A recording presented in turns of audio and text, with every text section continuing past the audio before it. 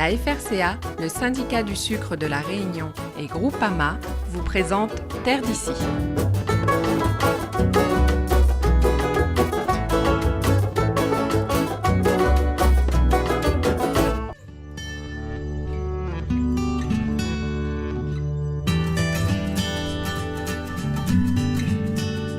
Trois ans après le lancement de ce programme innovant, chercheurs et arboriculteurs se retrouvent lors d'un séminaire pour faire le point sur l'avancement du projet Biophyto.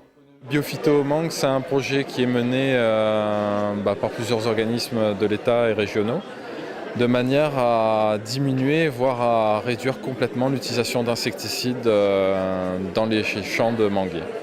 Associés au CIRAD, une dizaine de partenaires du monde agricole, parmi lesquels la Chambre d'agriculture, la ROPFL, l'Armée Flore ou encore la FDG Don, travaillent au développement de ces techniques visant à produire des mangues sans insecticides en favorisant la biodiversité dans les vergers. Un projet qui visait à tester, à confronter sur le terrain, confronter aux réalités du terrain, les principes de l'agroécologie et notamment de la protection agroécologique des cultures. La protection agroécologique des cultures, notamment ici celle des manguiers, s'appuie sur la lutte biologique de conservation. L'objectif est de préserver les insectes utiles en favorisant la biodiversité végétale. En apportant ainsi des services au fonctionnement du verger, les insectes auxiliaires constituent alors une biodiversité fonctionnelle.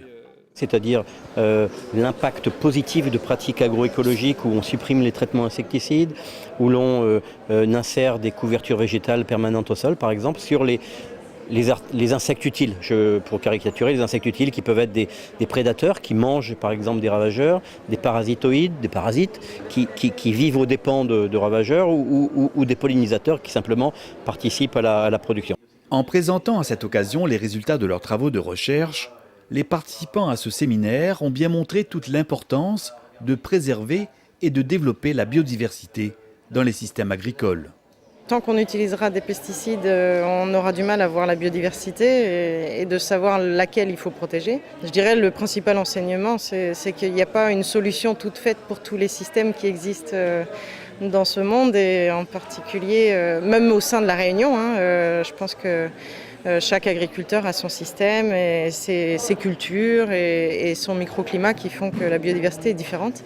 Et à mon avis, un enjeu de la recherche, mais aussi du développement et de tous les praticiens, sont de vouloir développer des outils pour essayer de mieux piloter et suivre cette biodiversité pour sélectionner les espèces qui leur sont les plus bénéfiques.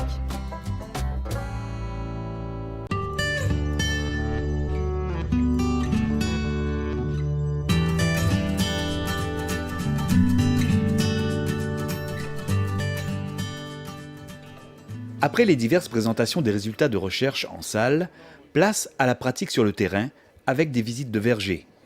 Agriculteurs et chercheurs peuvent ainsi discuter et échanger directement de l'expérience des uns et des attentes des autres sur le projet Biophyto, un projet qui vise à produire des mangues sans insecticides.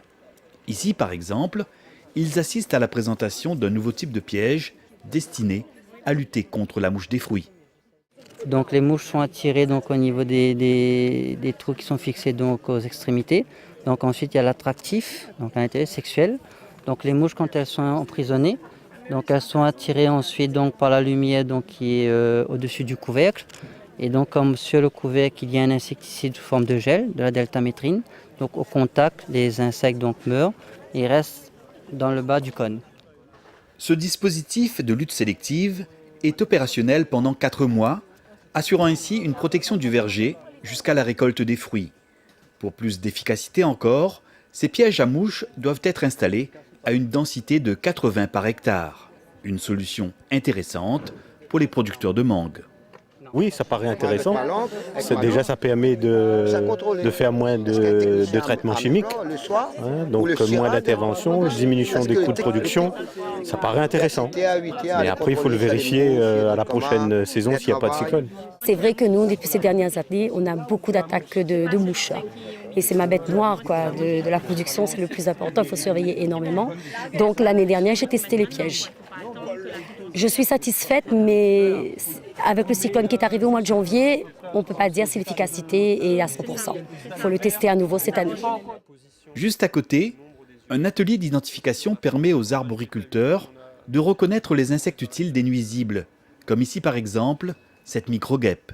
Ça peut être des espèces qui sont très petites, très diversifiées, donc 300 espèces dans l'ensemble des vergers de manguiers qu'on a suivis dans le cadre du projet Biophyto, et de 146 genres différents, donc c'est vraiment encore, ça augmente la biodiversité. Avec les pratiques agroécologiques, on va vraiment avoir une augmentation de la biodiversité, on l'a vu tout au long du projet Biophyto, et c'est important pour les planteurs. C'est important qu'on transmette aux planteurs les connaissances acquises pour que sur le terrain, ils puissent faire la part entre les bons et les mauvais.